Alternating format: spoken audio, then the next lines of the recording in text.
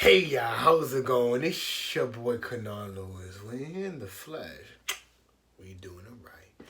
I'm here today to talk to you about a topic that I know we are not, and that's victims. But sometimes I feel we might engage in the act of victimizing ourselves. And I think it's a normal process, I feel, because we don't all come from the best of environments. We all weren't dealt the greatest of hands. We've been betrayed. We've been hurt. We've been violated. We've been abused. We've been through these things, and they're they're painful. They cut deep. They cut deep to the point where it disturbed our way of thinking. It disrupted our way of moving. And when an incident like that or an environment shapes you into a way that causes you to act in maladaptive ways, it's not the best thing because it's not fair. How come other people don't gotta go through what I gotta go through? Why I gotta go through this? It's not fair, and we could curse the world. Sometimes I've gotten mad at God for the things that I've been through. And it's like, you start to question things like that. Like what's going on? How come I had to be affected by this? Like and even in things that we engage in ourselves. Like sometimes like we talked about last time where those mistakes and we feel sorry for ourselves. So then now we want to victimize ourselves because we put ourselves in this space. This is all I know. But I think what we have to realize that we're all justified and validated for feeling and responding the way that we do. I think it's normal to want to curse the world and do all of this. But I think it comes a moment when we have to decide what happens next. What are we going to do about it? Because I know we're not victims. The fact that we didn't die from the incident, thank God. Right, God forbid. I'm glad that didn't happen, but the fact that we didn't the fact that we didn't die and we're still alive proves that we're a survivor. And now the question is, what are you doing with that newfound opportunity to make something out of yourself? Sometimes we could get in depressive states, and we don't want to do anything, and that's real too. Sometimes we just get comfortable in one section of our lives and we don't want to move beyond that. And that's okay too.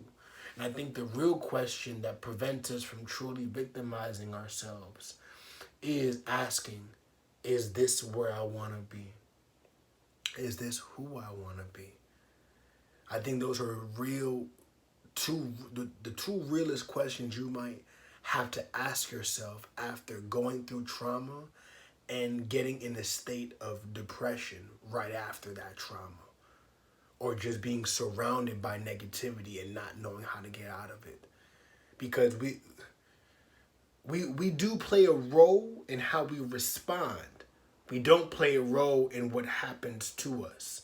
So a decision has to be made, but it's a decision that only you can make.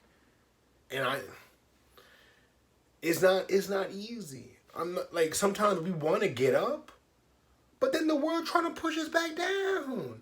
So it's like I don't want to become a victim. I want to get up. I want to be a survivor, but I got people, environment, society. It's just I'm getting pushed down when I'm trying to rise up. And that makes it even harder too. Because people have to fight harder to get to the same spot compared to others, and it's not fair. It's not fair, and we've talked about the unfairness of the different experiences that different people have to go through. But the same question still stands: do we become defined by our traumas? Do we get defined by what we have been through? Is this it? Is this? I've been in holes. I've been in spaces where all I did was sit down and do nothing. and the clock continues to tick, it's still going to strike 12 every day. The month will change after time. It's going to be 2022. It will then be 2023. And it's like I have to ask myself is, what am I going to do with myself? Mind you, it is not easy, but it's about the try. That line has to be defined between us talking about our pain and us just complaining and cursing out the world. And that line is defined by us asking ourselves again, what are we going to do about it? What's going to happen? I'm not saying that we're going to become 100% better.